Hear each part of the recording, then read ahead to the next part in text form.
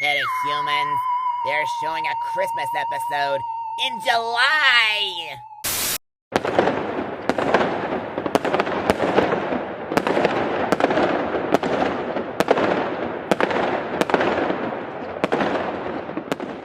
Hey everybody, I'm Joshua Orro, the Mustang Prince, and welcome to Mustang Prince Orro Reports. Yes folks, it's all true.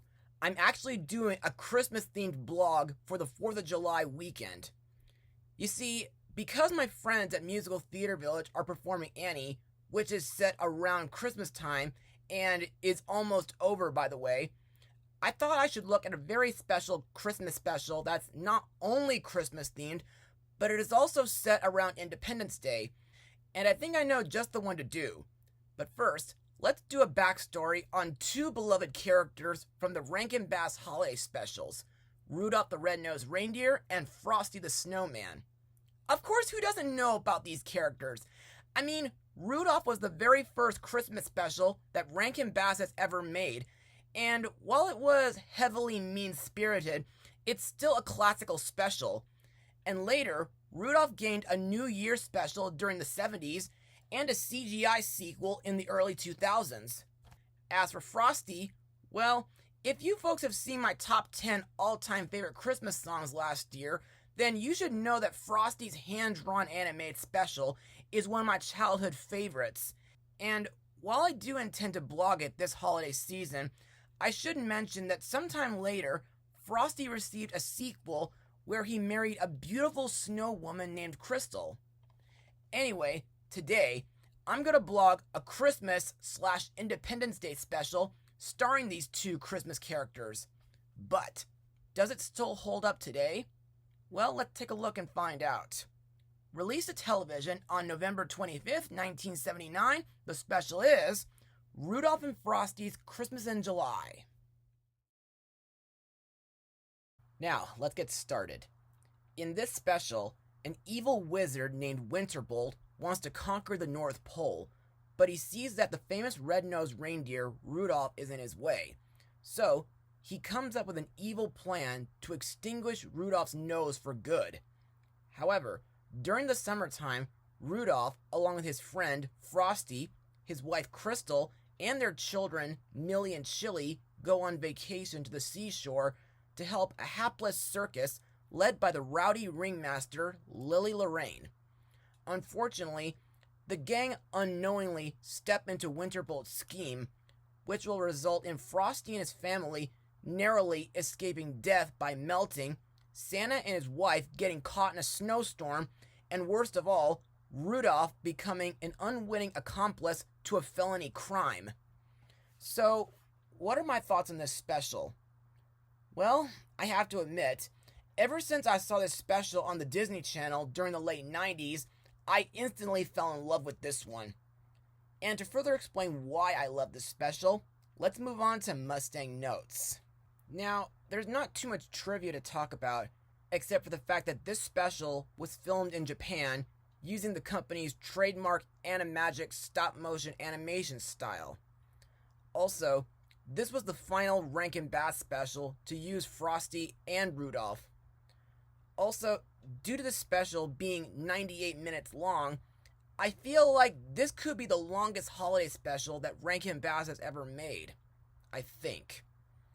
As for the stop motion itself, well, to me, I think the stop motion animation is timeless and classical, even though the characters look a little strange due to the studio being set in Japan, may I remind you.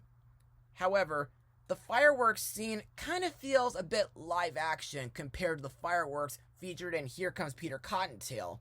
Plus, aside from the stop motion, one reason why I like this special is mainly because it features lots of references to past Rankin Bass holiday specials. Not just the Rudolph and Frosty specials, but also Santa Claus is Coming to Town. Also, like The Nightmare Before Christmas and Rise of the Guardians, I like that this special features two holidays. Also, I thought the opening prologue was very thought-provoking and surprising, and I think Lily Lorraine's Circus by the Sea seems like a whimsical and entertaining circus. But nowadays, Ever since 2017, I feel really sad that real circuses have gone extinct, and the children of this generation may never experience one in person. Now let's talk about the special song numbers. For now, I only want to mention 6 of them. Of course, we have classical songs like Rudolph the Red-Nosed Reindeer and Frosty the Snowman's theme songs, and we have a reprise of We Are a Couple of Misfits, which brings back memories from Rudolph's first special. Anyway, the first original song in this is Everything I've Always Wanted. Now, there are 3 versions sung throughout the special, but to me, the most memorable version is Crystal's cover. Why? Because I think this song is very romantic and sweet. Plus, I like that it shows a stop-motion version of Frosty and Crystal's wedding from Frosty's Winter Wonderland. Then there's I See Rainbows, sung by Santa Claus, while he and his wife are caught in a snowstorm. And while it was a tad inappropriate for that situation, I think this is a very beautiful and romantic song. Plus, I like the part where it shows a young Santa and Mrs. Claus getting married. And finally, there's No Bed of Roses, sung by Rudolph. And to me, this song is very sad, due to Rudolph losing his nose after getting tricked by Scratcher and Winterbolt. Plus, I kinda like that Clarice and Father Time make a small cameo during the song. And now let's move on to the characters and the voice actors who brought him to life. Our first main character, Rudolph the Red-Nosed Reindeer, is voiced by Billy Mae Richards, who voiced Tenderheart in the Care Bears movie. In my eyes, like in the past 2 specials, Rudolph is a brave, kind, generous reindeer with a true heart. Also, I thought his backstory on how he got his glowing nose was very surprising. However, the part where Rudolph sacrificed his nose to save Frosty from melting was very noble, and I liked when Rudolph fought Winterbolt to get Frosty's hat back. Our second main character, Frosty the Snowman, is voiced by Jackie Vernon. In my eyes, Frosty is kind of like Winnie the Pooh, due to him being small on brains but big on heart. Plus, I like that Frosty is now a father and has a family to take care of. Also, Frosty's friendship with Rudolph is so strong that he'd do anything to help him, even if it means giving up his hat. Plus, due to Winterbolt's magical amulets, I think Frosty is a lucky snowman to experience summer, and this was years before Olaf got his chance to. Also, I think Frosty's children, Millie and Chili, are really cute, and I like that they consider Rudolph as their uncle. Frosty's wife, Crystal, is voiced by Shelley Winters, who got to be in The Diary of Anne Frank and Disney's original Pete's Dragon. To me, Crystal is a beautiful snow wife, plus she's kind, loving, and comforting, even during times when Frosty gets worried. Next is Jolly Old Santa Claus, voiced by the late Mickey Rooney. In this special, Santa plays out as the narrator during the opening prologue, telling the audience about how the North Pole Territory used to be years before he built his workshop there.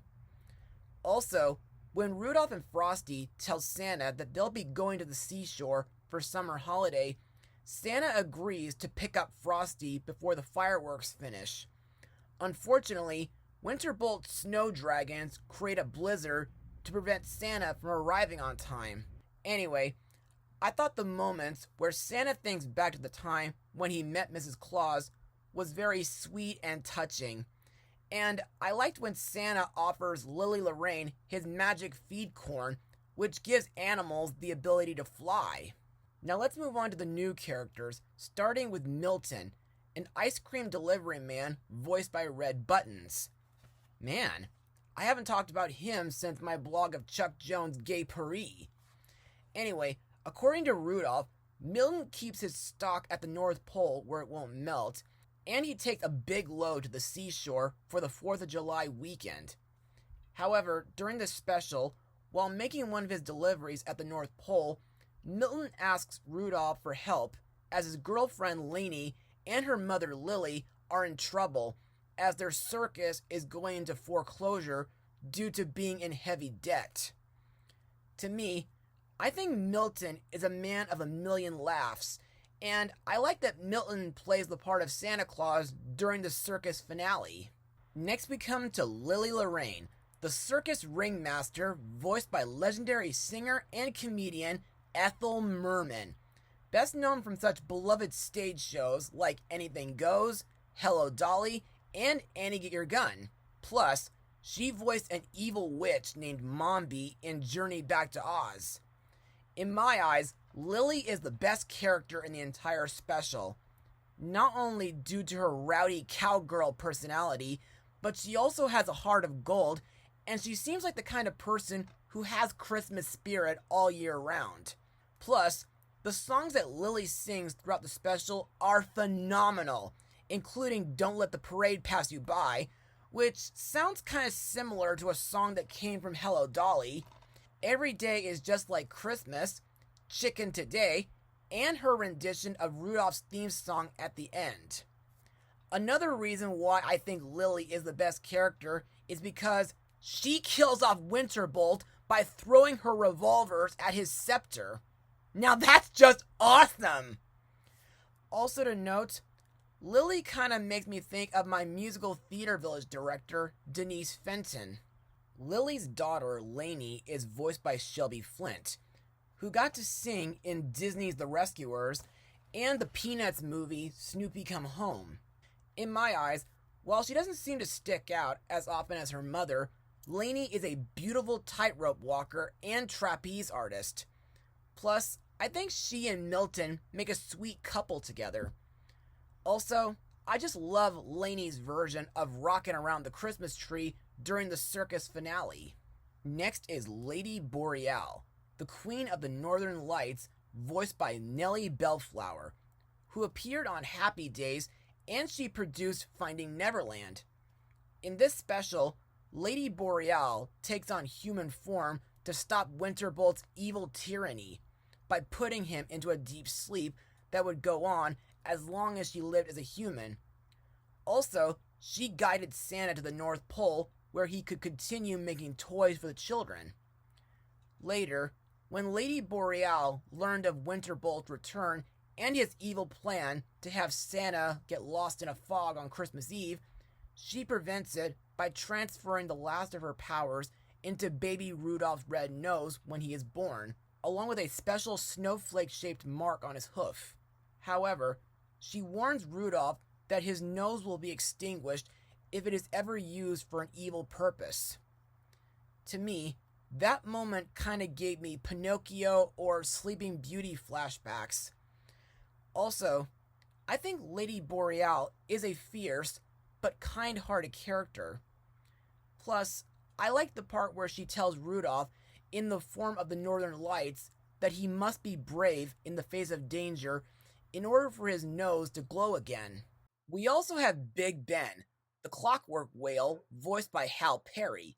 For those who don't know, Ben was a supporting character during Rudolph's Shiny New Year, who served as transportation while Rudolph was traveling in the archipelago of last years. Anyway, in this special, Ben serves as a minor supporting character. After Rudolph explained his troubles to him, Ben heads off to South America, which is where winter goes in July, and later he returns with Jack Frost in order to use his icy breath to restore Frosty and his family after they melted. Now let's move on to the villains, starting with the main antagonist, Winterbolt, voiced by Paul Frees, who's best known for being on the Rocky and Bullwinkle cartoons, and for voicing the ghost host in the Haunted Mansion ride, and Professor Ludwig von Drake. Also, Paul voices Jack Frost in this special. Anyway, before Santa came to the North Pole, Winterbolt ruled the entire territory with an icy fist, and anyone who ever defied his wickedness were either destroyed or driven away. Also, Winterbolt's evil magic comes from a scepter made of solid ice. he has a genie that provides him with advice, and he has pet snow dragons who can create snowstorms. To me, Winterbolt has got to be one of the most threatening villains in the Rankin Bass Holiday Library. Plus, he's very clever while plotting against his victims, and he's also very convincing when he blackmails Rudolph. Next we come to a jealous reindeer named Scratcher, voiced by Ellen Soyce, who got to voice in Richard Williams' Raggedy Ann and Andy animated musical. Sometime prior to the special, Scratcher was going to be one of Santa's reindeer, but he was fired due to him constantly stealing toys and eating a whole bunch of candy canes.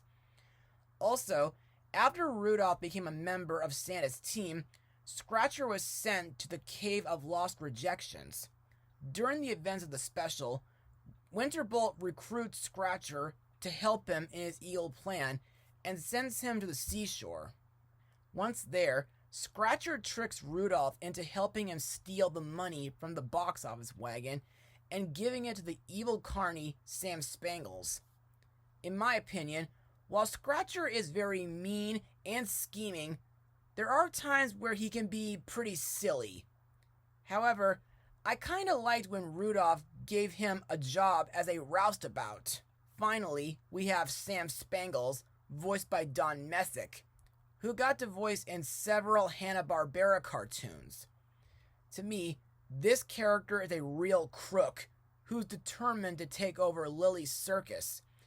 And I thought he was pretty sneaky while he was disguised as a cop. And now let's move on to my final words. Overall, Rudolph and Frosty's Christmas in July is another childhood favorite of mine. To me, this is a special that's absolutely watchable during both Christmas and Independence Day. The stop-motion animation is classical when it comes to Rankin Bass. The voice acting is phenomenal. The main characters, Rudolph and Frosty, are timeless and special Christmas characters. The other characters like Milton and Lily Lorraine are memorable, and Winterbolt is a threatening, menacing, and clever villain. Plus, the story is very nostalgic while featuring several surprises like the opening prologue and Rudolph's backstory. And finally, the songs in this special are pretty timeless and sweet. If you ever get the chance, be sure to give this special a watch, especially during the 4th of July weekend. I give it, what the hey, I give it a full 100%. Well folks, that's all for now. Be sure to join me for my next blog, Mustang Power. Oh, and have a happy Independence Day.